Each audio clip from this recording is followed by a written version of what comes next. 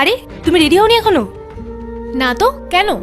নিচে সোসাইটিতে পার্টি চলছে, ওই রাজেশ আঙ্কেলের ছেলের দুবাইতে প্লেসমেন্ট হয়েছে। কে রাজেশ বাবু? আরে রাজেশ আঙ্কেল আমাদের সোসাইটির ওনার। ও আচ্ছা আচ্ছা, উনি? হ্যাঁ, অনেক বড় প্যান্ডেল করেছেন ওনারা, আর সবাইকে ইনভাইট করেছে। পুরো 200-250 লোকের আয়োজন। আর তোমাদেরকে তো খুব ভালোভাবেই চেনেন ওনারা। কিন্তু আমাদেরকে তো কেউ কিছু বলেনি। হয়তো ভুলে গেছেন ওনারা। চলো তুমি রেডি হয়ে যাও, আমি আঙ্কেলকে ফোন করে নিচ্ছি।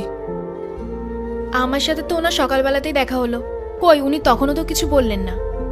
1 মিনিট দাঁড়াও তুমি। হ্যালো। হ্যাঁ, কোথায় আছো তুমি?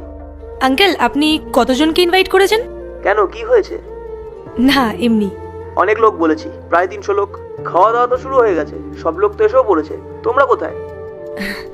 সব লোককে তো আপনি ইনভাইট করেননি। আমি তো সবাইকেই বলেছি, আর হোয়াটসঅ্যাপেও SMS করে দিয়েছি। না, আপনি তো 410দের ইনভিটেশন দেননি। কে আছে 410-এ? আরে ওই 410-এ রিয়া দিদি আছে না? ও আচ্ছা। হ্যাঁ আঙ্কেল। আরে ওরা আজকে এখানে আছে, কালকে কোথায় থাকবে তার কোনো ঠিক ঠিকানা নেই। আর ওরা ভাড়াটে, আর আমি স্থায়ী লোকদের সাথে বন্ধুত্ব করি, ভাড়াটিয়াদের সাথে না। আচ্ছা আরে খাওয়া দাওয়া তো শুরু হয়ে গেল, তোমরা তাড়াতাড়ি চলে এসো, আর মেয়েকেও নিয়ে এসো। ঠিক আছে আঙ্কেল। আচ্ছা ঠিক আছে, বেশি দেরি করো না কিন্তু। কি বললেন উনি?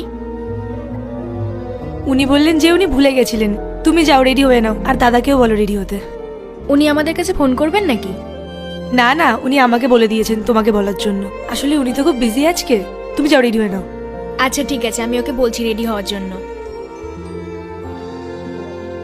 কি গো, শুনছো? তোমার শার্ট প্যান্টটা বের করো। আচ্ছা দিদি, তুমি এক কাজ করো, তুমি নিচে গিয়ে দাঁড়াও, আমরা রেডি হয়ে আসছি। ঠিক আছে, আমি নিচেই আছি, তুমি নিচে চলে এসো। আচ্ছা দিদি।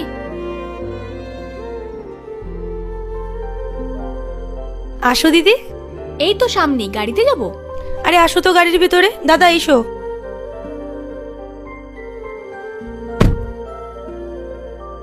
দিদি, এই তো পাশেই যাব, গাড়ির কি দরকার? পাশে যাবো না দিদি। কেন, অন্য কোথাও হচ্ছে নাকি? না না, অন্য কোথাও হচ্ছে না। এইটুকু যাওয়ার জন্য গাড়ির কি দরকার? হেঁটেই চলো। তোমাদের বলেনি ওনারা।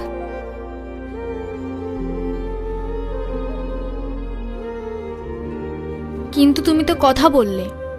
ওই লোক না শুধু টাকাওয়ালা মানুষদেরই বন্ধু বানায়, যাদের টাকা নেই তাদেরকে পাত্তাও দেয় না। উনি আমাকে ফোন করে বারণ করেছিলেন, কারণ তোমাদের কাছে অত টাকা নেই তাই। দিদি, তাহলে তুমি আমাদেরকে মিথ্যে কেন বললে? পার্ট 2 দেখতে সাবস্ক্রাইব করুন W Short 07।